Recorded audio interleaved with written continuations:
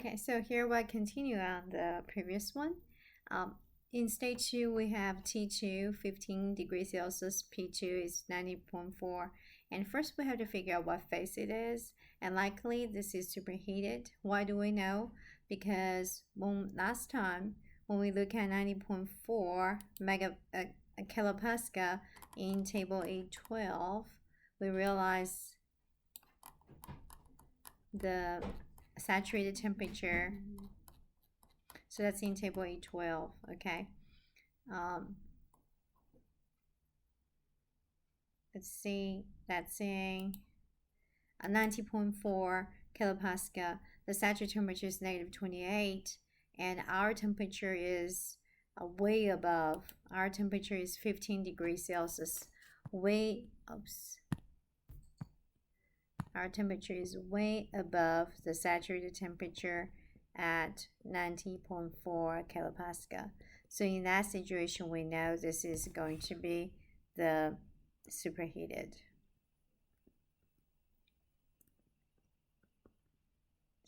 vapor. Okay, so if it's a superheated vapor, we're going to look at table A13. Now let's take a look at the table A13. It's 15 degrees Celsius and this particular pressure. And again, our goal is to find V2 and H2.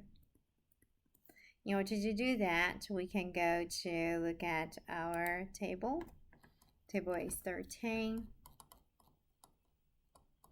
And temperature is 15 degrees Celsius. However, they have 10 and 20. They don't have 15. So, and our pressure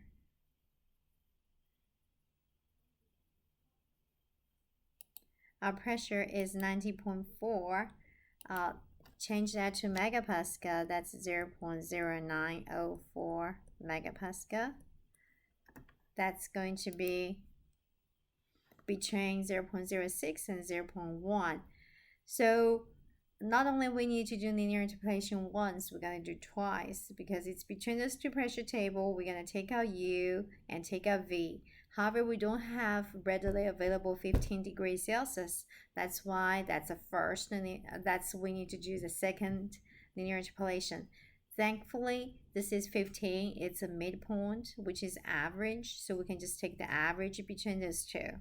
All right, so that's where we're going. So now let's look at between 10 and 15. We're going to first looking at pressure. We're going to take out from 0.06 megapascal. The second one is 0.1 megapascal. But now we're going to get our V and our H. Our V is going to be 15 degrees Celsius. So that's going to be 0.37893 plus 0.39302, then divided by 2. That's our specific volume. And for our H, we're going to do the same thing. It will be 264.66 plus 272.94 divided by 2. That's our enthalpy. Then the next, we're going to look at 0.1 megapascal table.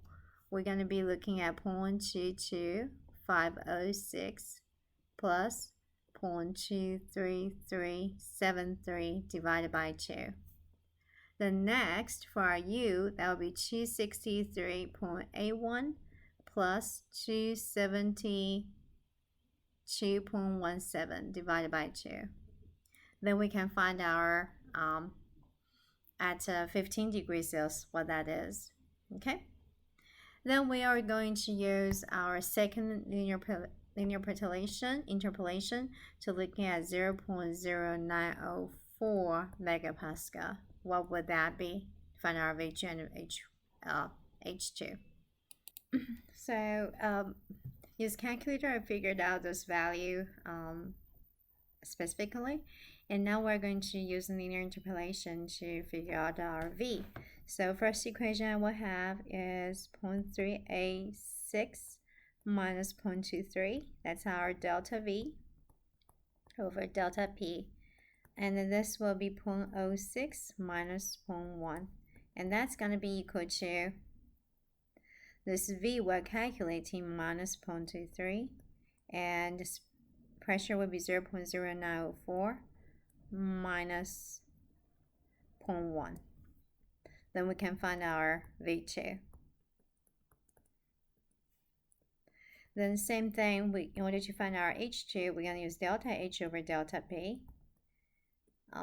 And you realize this value are very similar, so your H2 will be just gonna be around that number as well, 268.8 minus 268, and this will be 0.06 minus 0.1, and this will be our H2 minus 268, and our pressure 0.0948. Now 4 minus 0.1, then we can find our H2. And here I will pause and find our answer. So after calculating it, so that's our specific volume V2 and H2. And then we can go ahead figure it out their volume and total enthalpy. So for this problem, they want us to find the delta V. So we can go ahead and just use a mass, V2 minus V1. And I believe the mass is given as 0.85 kilogram. And our V2 is 0.26744. And our V1, you calculated earlier, it is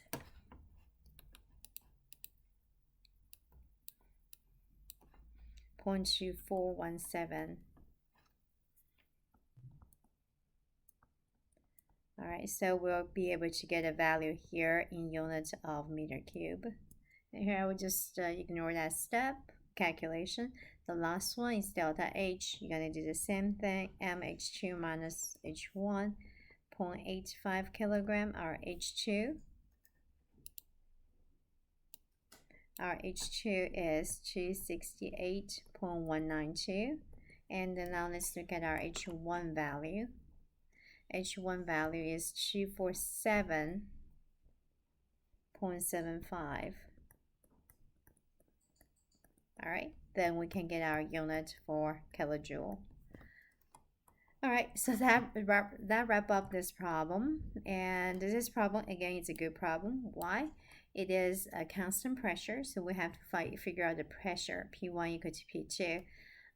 And then for this, it's a superheated R134, and we have used linear interpolation from different mini tables. And in order to solve H2 and V2 for this problem, you even did a linear interpolation twice in order to find out the answer here. So that's all for this problem, and it's tedious. Gonna make sure the goal you have clarity on solving those problems, and I'll see you next time. Bye.